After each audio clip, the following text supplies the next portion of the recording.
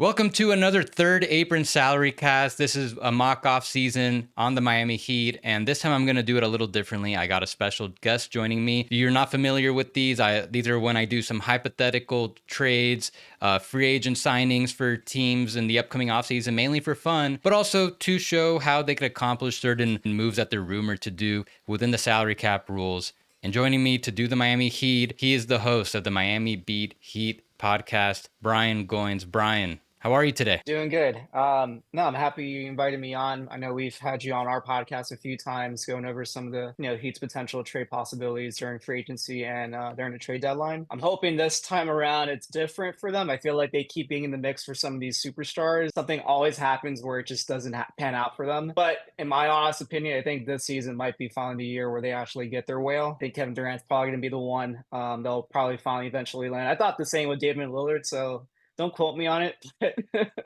but let's see what you got planned because I think in terms of what the Heat's offseason like assets wise and what they can do with their contract, it's better. There's a better outlook for them in terms of what they can actually use to make a deal happen. Yeah, the Dame thing, that was always a little far-fetched because he had a lot of years left on his deal. I agree as far as this year. I think that they are in a pretty good position cap-wise and draft picks wise to get something done, and they have like a pretty good amount of flexibility now after trading Jimmy Butler. They can actually do a couple nice things to revamp the roster now. And as far as Kevin Durant, yeah, I feel like all the rumors are suggesting it's between them, Minnesota, maybe the Rockets. I personally feel like the Heat will have the upper hand in that. They have like the simplest way, I think, to make a deal Yeah. done. Yeah, I saw there was a report.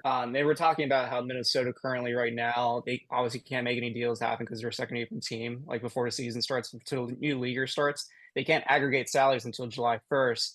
And from what I understand, Phoenix wants a deal done sooner than later because they're hoping to maybe reroute any picks potentially if they get like Miami's 20 pick from this year, pick number 20, or whatever else they end up getting. They want to try to maybe combine it with their pick that they have in this year's draft class and maybe go after somebody else. So, as far as the timing of it, I don't really feel as strongly that it's going to be like a huge obstruction for a team like the Wolves to get a deal done. We've seen last year the Nets traded Mikal Bridges to the Knicks, and that Uh-huh. deal was agreed to on draft night. And then they Yeah, just waited until free agency to actually do it. right. And they ended up modifying Agree in it with some principle. sign and Yeah. trades. As far as the Wolves, I think a lot of it just kind of comes down to will Randall pick up his player option number one. Obviously, like Nas Reed, that's another factor. He could be included. But if at least Randall picks up his player option, they're already like, 60% of the way there, and they could figure out the rest. It is more complicated still, where the Heat, Yeah. they have these players that are expiring, large expiring contracts. They can be traded Yeah. right now. But also, the Heat have more draft picks than the Wolves. And so all those factors combined, I think the Heat probably have the upper hand. All right, so before we get into any moves that he might do, any big transactions, we're going to talk about their cap sheet situation very quickly. So a quick payroll analysis. They are heading into the offseason with a 14-man roster, so they could basically run it back if they want. $182 million payroll, which puts them about $5 million, $5.5 Yeah. million below the luxury tax. So if they were to, worst case scenario, run it back, they'll probably want to stay below the tax. They tried to get below last year. They almost did after the Jimmy Butler trade, but if they're running this roster back, I think we can agree that they'll want to stay below the tax. So there's a couple ways they can go about it. As you can see, they've got a couple players on non-guaranteed salaries. They might want to do something involving them so they could clear a little bit more space so they can bring back Davion Mitchell. He's going to be their top restricted free agent this summer.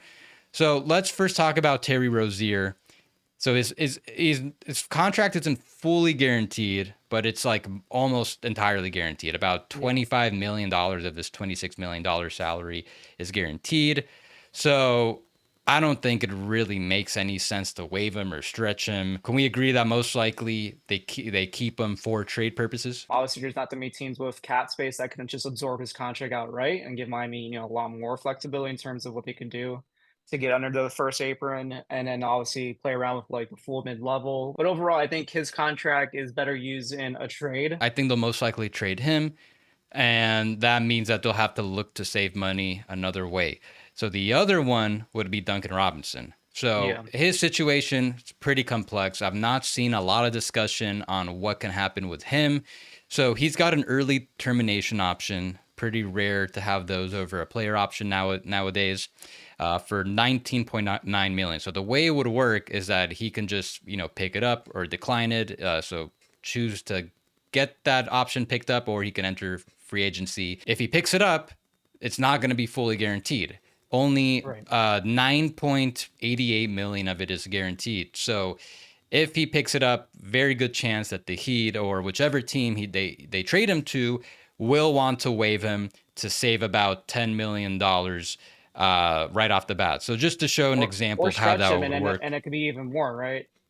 Yeah. So just to show as an example of how that could work, let's say they waive him outright. You're going to put Duncan Robinson here. So here's his partial guarantee. You save $10 million right there. Yeah, The other thing that he could do is waive and stretch him. Since he has 1 year left on his contract, they can divide that $9.88 million over 3 years, in which right. case that would come out to 30.3 million. That would be the cap hit over the next 3 seasons. So Yeah. now you've got a lot of luxury tax room over here. Yes. Now, there's another option that I haven't seen anybody talk about. And as I did this exercise and tried to figure out how the Heat can put their team together, I'm starting to like this option the best, which is not waiving him, but trying to work a restructured contract. How about you decline your early termination option, become a free agent? They still have his bird rights, and then they re-sign him to a new deal with an average starting salary at above his partial guaranteed amount. I think it's interesting. Obviously, for Miami,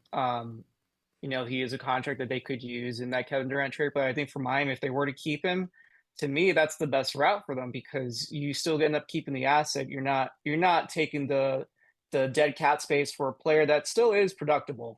I mean, he's been with the team for the last, I want to say it's 8 years now, 7 or 8 years. One of the still best 3-point shooters in the league. Obviously, his production wasn't as great as it was starting off, but he has a perfect two-man game with Bam Adebayo. They've worked on that relentlessly over the last few years, and it's honestly one of the best two-man actions that they have on the team. Obviously, they don't have Strus anymore, so like keeping Duncan, I think, is important. So I think keeping Duncan, if they can work out a way to bring him back at much lower than $20 million.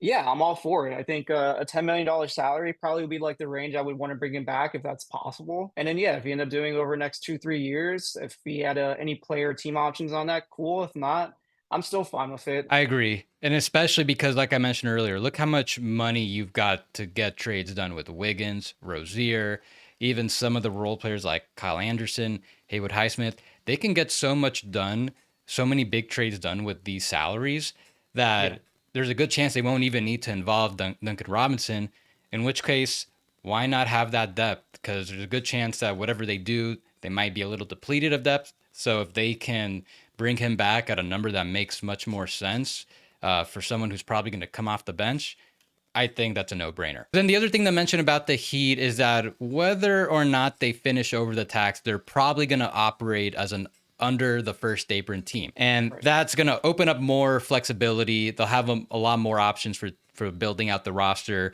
They would be able to use the expanded trade exception so they could increase their payroll and trades. They could send out less money than they're taking in. They can use the full non-taxpayer mid-level exception. They'd have access to all these trade exceptions that they created last year. And they would also be able to sign players that bought out mid-season who had a salary above this $14.1 million amount. Maybe they finish over the tax. Maybe they're in a position to get below. But either way, Yeah. I think that at the very least, they're going to have the flexibility needed Yeah.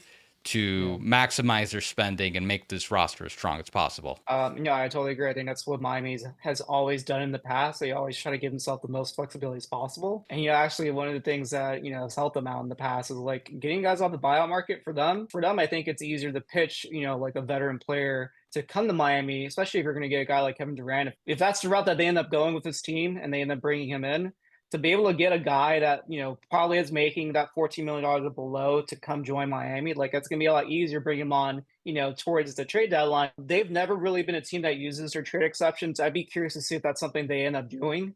I've seen some scenarios in trades where maybe they could help a team like Phoenix, take back a Royce O'Neal into that Jimmy Butler trade exception. I'd be curious to see if that's a route they end up taking in any of their trade discussions because they do have three that they could use.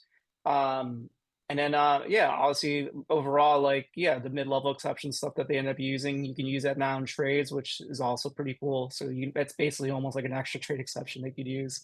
So there's lots of flexibility options that they could do right now because they're below the first apron.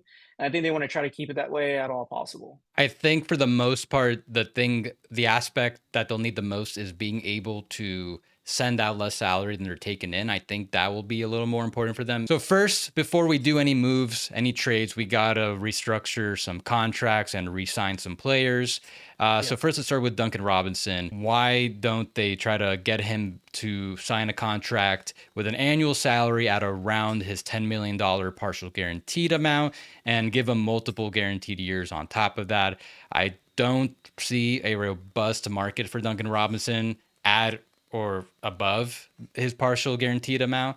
So the idea is, okay, why don't we play you at this amount and then just build off that? And I guess it'll just kind of come down to, well, how many years do we need to give you for that to be worth it? Something I could see happening, why not give him like a $10 million starting salary with the 8% raises, tops at about 32.4 over 3 years. Yeah, I mean, obviously, you want to give him 8% raises with his full bird rights. He's earned it. So as long as him and his agent are willing to work with Miami on a deal, because obviously, you're opting out only because you're trying to make sure you capitalize on getting future earnings. You're not opting out of a guaranteed 10 million in hopes that another team's gonna want you. There's not many teams with cap space, like I was saying earlier. So I mean, he can basically opt out any point before his trigger date, and then obviously if Miami could come up with an agreement before the start of the season, that gives them more clarity in terms of how much they have to work with on their cap sheet. So if they Yeah. can, if they can figure out Duncan's situation beforehand, great. Whether it's that's a trade or if they bring him back in like our scenario where they just bring him back on a 3-year deal,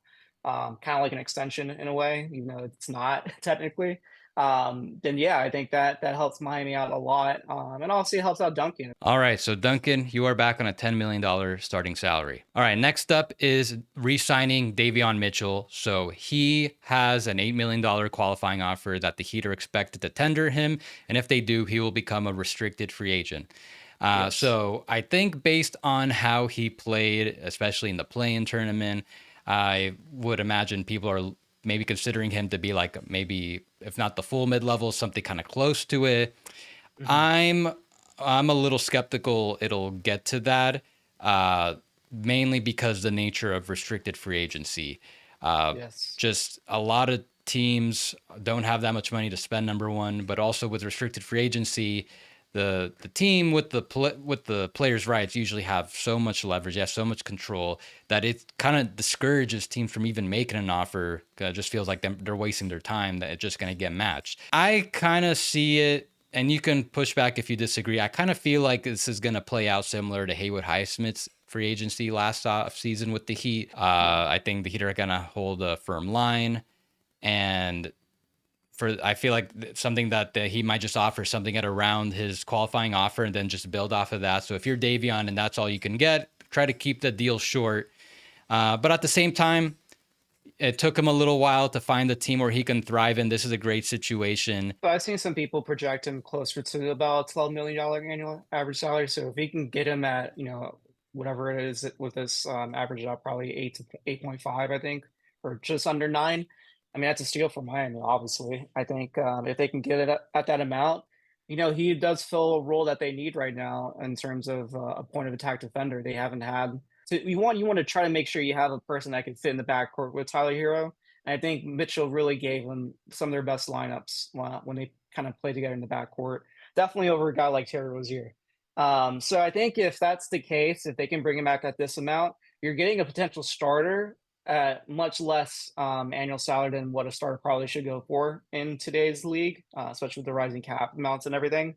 I think if you're Mitchell, you want to try to put a player option in that third year because you want to try to test free agency as soon as possible. But yeah, obviously with his restricted free agency and Miami, being able to match any outside offers, I give Miami definitely the upper hand in terms of the control of the situation and bringing him back. All right, so for now, let's just go with this amount, and maybe he gets more. But for what we're gonna do, we're gonna have a tight squeeze under the first apron. All right, so before we get into any trades, we need to go over the Miami Heat draft pick situation because a very good chance that some of these will be involved as the primary assets in any trade, especially for Kevin Durant. So it's a little messy, but they have almost all their own first round picks between 2025 and 2032. The biggest thing is that they still owe a 2027 first to the Hornets. That's lottery protected. And the protection rolls over into 2028, where if they still didn't convey the pick in 2027, then they would owe an unprotected to the Hornets in 2028. The maximum amount of picks they can trade right now is 3. They can trade their 2025 first on draft night after the selection is made. Because they traded that 2027, they cannot trade 26 or 28. They could kind of trade 2029, but conditionally. But basically, they can trade the 2025 and either 2029 conditionally in 2031, or a little more simply 2030 and 2032, because it just, they could just trade those outright right now. They don't have to add any conditions. So knowing that these picks are probably going to be in play, what are your thoughts on the Heat's overall track record recently on trading draft picks? So Pat Riley's been quoted saying he's fine having a draft pick every other year. This is actually going to be, if they end up keeping the pick and making it, this would be one of the rare instances where they've made 4 straight first round picks. Yeah, it looks a lot better than it has in years past. And then also they have this pick from Golden State that I actually do think they'll probably will trade it. In all honesty, there's been a lot of reports where they haven't really brought back a lot of like these draft prospects that are first round targets. Like they've only really worked out 2 or 3, which is very rare in terms of like what gets leaked out. They usually work out a lot more of these like first round talents if they have a first round pick in years past. So in my opinion, I think they're working under the condition where they might be picking for somebody else. Do I think they're going to move all 3 in one deal? No. But I do think they can move all 3, maybe like separate deals. So a couple things. The Wolves can only trade their first round pick this year, the 17th overall from Detroit. So Yeah. the Heat have the advantage where, one, they have more clear players that they can send out in the trade right now, but they also have up to 2 future first round picks in a trade they can trade. And that is going to probably be necessary to at least include one, not necessarily just to satisfy what the Suns would want in a return, but very strong chance that a third team's going to have to be involved in the actual trade. Maybe they got to satisfy that team somehow.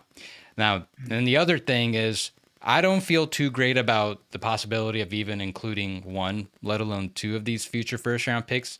The Heat are really good at making draft selections, not exactly the strongest recently when it comes to trading them. But despite all that, I think they're going to be pretty aggressive, and I get the feeling they just might say, screw it, let's just trade as many picks. It's Kevin freaking Durant. Let's just bring him in, worry about it later. We're the kings at finding players in undrafted free agency in the second round anyways. Miami doesn't want to put themselves in position by doing it for just 1 player. They're fine like trading 1 or 2 firsts. And there's not really much, like I was looking back at like the history, like the only few times where they traded multiple firsts for a player, I think the last time was Goran Dragic. It's been that long since they've done a deal where they've traded multiple firsts in 1 move. Yeah, no, that's interesting. You brought up Goran Dragic. Might be the next trade they end up doing that involves multiple picks. Might also involve the Suns. All right, Brian. So let's get to the actual trade, and here's what we put together. A 3-way involving the Nets. The Nets are already heavily rumored as a potential third team in a Kevin Durant trade. But as far as what the Heat are sending out, I've got the actual 3-way trade out here, and then the Heat's perspective in terms of salary cap, the salary cap components. So I'll just start with that. So since they're bringing in Kevin Durant and Royce O'Neal in this trade, they need to send out a minimum of $51.2 million to get within the 125% expanded trade exception.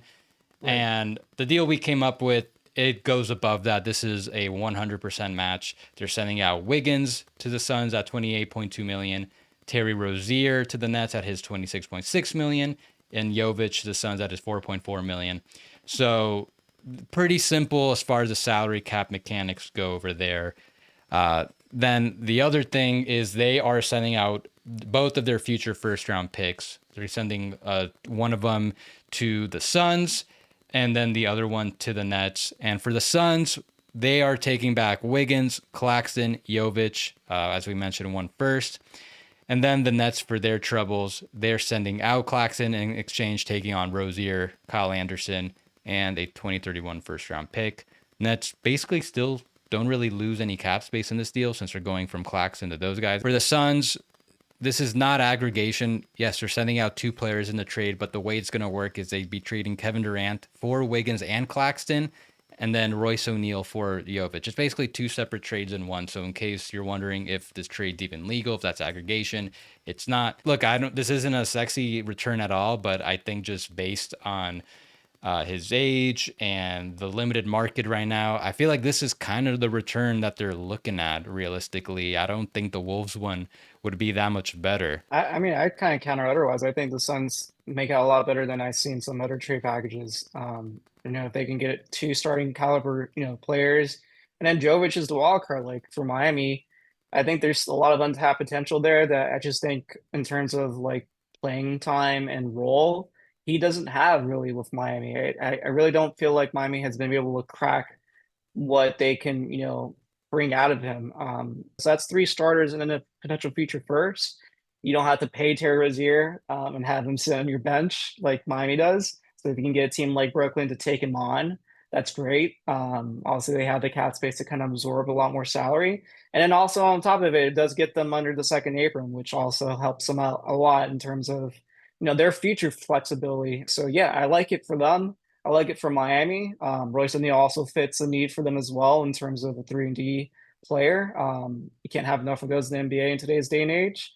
I think for Miami, really the next move that they need to find is like now that you're getting rid of Terry Rozier, you need to try to find another point guard on the team. As Davion Mitchell is good, but you need at least two starting caliber point guards, I think, or at least two starting caliber guards that can play the backcourt with Tyler Hero. I think Mitchell's good, but I think he's more of a reserve role type of player and like a spot starter. I think you need more of a definitive point guard to play, and I think we're going to get into that next. And yes, I agree with you, Brian, that the Heat still need another ball handler. They still need a little more creation. And so we identify Collin Sexton as a guard that they could pursue. And for this trade, the first one, the Kevin Durant trade, since they did 100% match or more, that did not hard cap into the first apron. So this one will. The way this one works is Collin Sexton's got that $18.975 million salary. So all the Heat need to do is get within $8.5 million of it, in which case all they got to do is send out $10.5 million. So we cheated a little bit with this one. We sent out Kevin Love, and then we signed and traded Alec Burks and Josh Christopher. So they have non-bird rights on those players. So the idea is we're going to give them their minimum salaries. It's a 3-year contract that's required in a sign and trade, but only the first year needs to be guaranteed. And to get up to that $10.5 million, they get each an additional $150K, I think, after minimum to get exactly to that $10.4 million amount. So that this trade is legal. The Jazz also get the 20th overall pick for all the trouble, and the Heat get another third guard who can really give them a scoring boost. Yeah, no, I think for Miami, taking in the additional 8.5 million salary is worth it. Obviously, you're not really giving up much of value besides the 20th overall selection. And with that 20th overall pick, you're probably not going to find anyone better than Collin Sexton. That's at least going to contribute right away because right now you're in a win now move if you're getting Kevin Durant. To me, he is a Heat type of player. I really do like the greatness that he has. And I think obviously right now he's not in a winning situation. But I do think he can be that type of winning type player. The only issue with him is he's had some injuries in the past.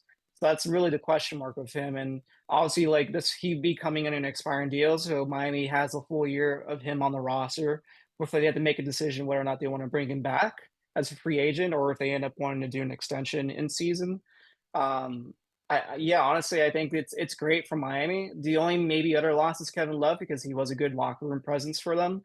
But at the same time, like he's not playing for you. That's $4 million in essentially what is like a locker room presence. I rather use that and cash it in towards a player that can give you a lot more minutes on the main roster. And maybe they could find another veteran who can fill that Yeah. role for Love. I really like the idea of them going after Sexton because the alternative is they could use their mid-level exception to try to pursue a guard like Dennis Schroeder, Tyus Jones, Malcolm Brogdon. That's But my guy, if Malcolm yeah, Brogdon. and maybe there's still a way they can add him on top of this, but then the backcourt starts to get a little crowded. But if they can We get do not Collin have enough Sexton, ball handling creations in yeah. today's NBA. But if you can get Collin Sexton for like essentially not really any value in terms of the player, you're just giving up straight salary matching, and then that 20th overall pick, I think that's pretty good value for the Heat to bring in Sexton. Yeah. And also, I forgot to mention that I have the Jazz providing the 53rd overall pick in this trade to the Heat. And that's mainly because one, the Jazz are going to have then 3 firsts and a second, so they're not going to need all those picks. But also, the Heat are going to need a second round pick in order to help stay below the first apron, as you're about to see. All right, and here is the final roster that we put together. I've got Kevin Durant and Royce O'Neal in for Terry Rozier, Andrew Wiggins, Nikola Jovic, and the 20th overall pick. I've got Duncan Robinson, Davion Mitchell in on those salary projections we gave them. Collin Sexton in as well for Kevin Love. And then to get the 14 players, I've got them getting the 53rd overall pick in this year's draft. And they have to sign one more veteran minimum salary. And that leaves them just slightly over the luxury tax. So they're in the first level. The payment is identical to how much they are above the line. There's a couple incentives for Royce O'Neal and Collin Sexton that count against the apron, and that leaves them just about $900,000 below the first apron. So they do have some flexibility later in the season if they need to do a 15th signing or do some trades later. But yeah, because they did that trade for Collin Sexton where they took back more money than they were sending out, they are now hard capped to the first apron. And because of that, I needed them to get a second round pick so they can give them that rookie minimum. And that helps play into just being able to stay below the first apron. Brian, how are you feeling about this team? I like it a lot. And obviously, if it ends up happening this way, I think Miami has a good shot of being a top 4, team in the East. Obviously, next year's in the East, it's gonna be not as loaded as it is in the West. That's for sure. So I think for Miami, making a push for Durant is kind of like them signaling that they have an actual major shot of contending out of the East. It's a little bit of a different roster that they've been into the NBA Finals in years past. You're kind of banking on some of the youth talent, taking a step, more in reserve roles, but then you also have that balance of now having, a three level scorer in Kevin Durant. You have, a couple 3-and-D players on the roster between Haywood Highsmith and Royce O'Neal. You still have the spacing with Duncan Robinson, like I was mentioning earlier, is really important to still keep on this type of team. And then, like, if you're adding Collin Sexton as well to this mix, like that gives you another ball creator that can play next to Tyler Hero. Obviously, you're hoping Hero and Bam can still maybe take some steps in terms of their development as well. And yeah, I mean, you're also relying on Khalil Ware also as a front court player next to Ben. Like, I think this fit works for them. And honestly, like, if it ends up happening this way, I give Miami a good shot at making out of the East. All right, and then really quick, I want to talk about Kevin Durant's extension options. So he is going to be eligible to extend for an additional 2 years with the Suns or with another team. So there's 2 different types of extensions, but they're pretty much identical. So if he gets traded, then he has that 6 months trade restriction. He would only be able to extend for this, which is 120% raise off his previous salary, but it cannot exceed the 35% max. So it would start at this, and then he can get a 5% raise, which would go up to $62.5 million for a total of 2 for 122. The alternative is an 8% raise on the second year, which only bumps it up to a total of 2 years, 124. So if you're Kevin Durant, and this offer's on the table, I think you just take it. No point in waiting 6 months. I wonder if there's maybe a possibility he might be willing to take less than this to help the Heat out a little more in the future. But as I'm going to show, the Heat will be able to give him this extension and be able to field a competitive roster in the following season at this amount. I'm cool with it. Honestly, if Miami, if you're getting up 2 future first-round picks, you want to lock up Kevin Durant as soon as possible. You don't want to wait it out. You want him, sign that extension similar to what Jimmy Butler did with Golden State. You make that trade, and like moments later, that extension's announced. And so here is the Heat's projected payroll for 26-27. If they give Kevin Durant his 2-year max, which would start him at $59.5 million. We've got Bam also set to begin his max extension at 30% of the max. We've got Duncan Robinson, Davion Mitchell on the second-year salaries we projected them with. And we gave just slight raises to Collin, Sexton and Haywood Highsmith on their next deals. They have their 2026 pick. And once they get to 14 players, they would have a pretty expensive roster. If they finish the upcoming season in the tax, they'll enter the repeater tax, which would mean they would have much higher rates in 2026-27. So just being $16.5 million over the tax gives them about a $61 million tax penalty. They'll be in the repeater tax. They'd have like roughly like a, close to a $290 million roster. Yeah. But that's okay, because if you're bringing Kevin Durant, you realistically have like a 2-year window. So I think they'd be willing to pay what it takes. I think the biggest thing would be just trying to stay below that second apron. And here they're way above the tax. They're well above the first apron, but when filling up the roster, they're able to just stay below the second apron. I think that's a realistic goal for them as far as how deep they want to go with their spending. Yeah, in terms of trying to get below the tax this season, like the obvious candidate that's still remaining as an expiring contract would be Haywood Highsmith. So maybe they don't bring him back. Maybe they just straight into a team and try to, get some of that savings so that they get below the first apron, but they get below the luxury tax line. So that next season they don't trigger the repeater tax. So they can still go over the luxury tax and not have to worry about paying a repeater tax penalty. I think that's Right. very likely a possibility for them. It's something they've done in years past. Now, after this season, things start to get a lot more challenging, mainly because this is the last year of Tyler Hero's 4-year extension that he signed in 2022. And he's probably looking at a substantial raise. There's rumors that the Heat might be prepared to extend him this summer to a 3-year, $150 million deal. So in which case we're looking at the Heat having Durant making over 60 million, Bam making over 50 million, and Hero making close to 50 million. So things can change by then. Obviously, if Kevin Durant takes less, that would help a lot towards keeping this core intact. Yeah. But just knowing the nature of the league, very good chance things could have changed by then. Maybe they'll have made some moves to retrench the payroll a little bit.